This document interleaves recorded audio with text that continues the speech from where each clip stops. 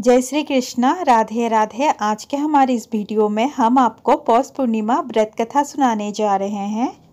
पौष पूर्णिमा को शाकंभरी पूर्णिमा के नाम से भी जाना जाता है।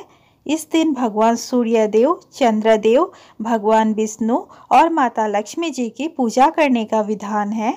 पौष पूर्णिमा के दिन पूजा के समय सत्यनारायण भगवान की कथा श्रवण करने का विशेष महत्व है। इस कथा का श्रवण करने से अमोघ फल की प्राप्ति होती है तथा सभी कष्टों का निवारण होता है। पूर्णिमा के दिन गरीबों व जरूरतमंद लोगों को तिल, गुड़, कंबल आदि चीजों का दान करना चाहिए। पौराणिक मान्यताओं के अनुसार इस दिन मां दुर्गा ने भक्तों के कल्याण हेतु शाकंभरी के रूप में पृथ्वी पर अवतार लिया था, इसलिए इसे शाकंभरी पूर्णिमा भी कहते हैं। सौभाग्य की प्राप्ति के लिए स्त्रियों को 32 पूर्णिमा व्रत करना चाहिए। यह व्रत अचल सौभाग्य देने वाला एवं भगवान शिव के प्रति भक्ति भाव को बढ़ाने वाला माना जाता है। इस व्रत का महत्व व कथा भगवान श्री कृष्ण ने सर्वप्रथम माता यशोदा जी को बताया था। कहा जाता है कि व्रत कर कथा का पाठ करने से सभी मनोकामनाएं पूर्ण होती है और जीवन में आ रही सभी विघ्न बाधाएं दूर होती है। आइए अब कथा श्रवण करते हैं। पौराणिक कथाओं के अनुसार कार्तिका नामक नगरी में चंद्रहास नामक राजा राज करता था।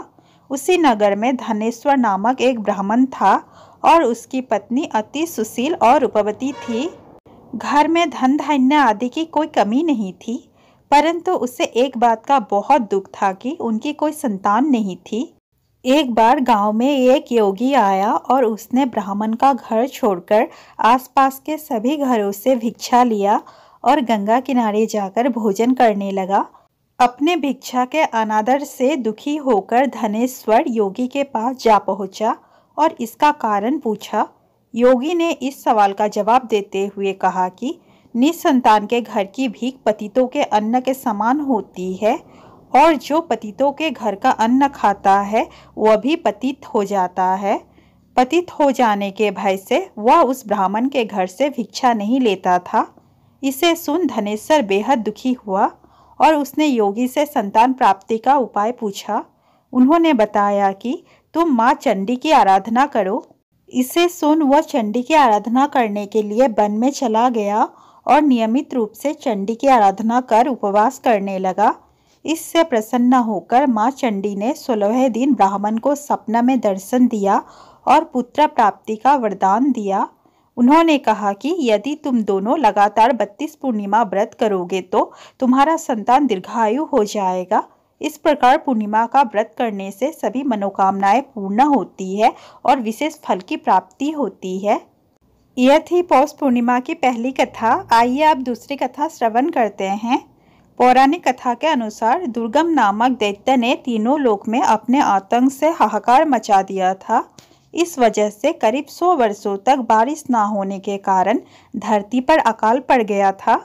लोग अन्न व जल के अभाव से अपने प्राण त्याग रहे थे। तब मां दुर्गा ने सभी देवी देवताओं की विनती से शाकंभरी के रूप में धरती पर अवतार लिया। कहा जाता है कि माता की 100 आंखें थी। माता ने जन्म लेते ही रोना शुरू कर दिया था। माता के आंसू से पूरी धरती जलमग्न हो गई और एक बार फिर पृथ्वी पर जल की पूर्ति हुई। इसके बाद माता दुर्गम नामक दैत्य का अंत कर दिया। बोलिए भगवान विष्णु की जय, माँ दुर्गा की जय। दोस्तों, वीडियो अच्छा लगा हो तो प्लीज़ वीडियो को लाइक, शेयर और चैनल को सब्सक्राइब करना ना भूलें।